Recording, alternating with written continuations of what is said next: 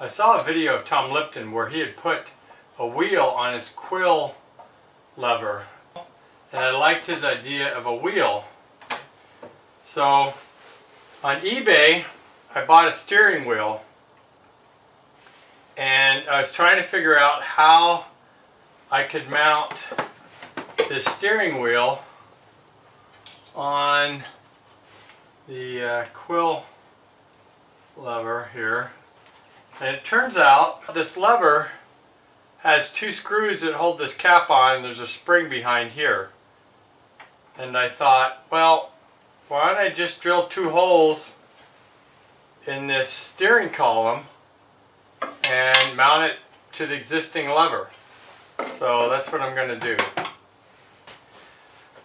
It took about 15 minutes to lay out the two holes, drill them, and mount this steering wheel on here. So now I can go up and down without having to let go of the quill control here.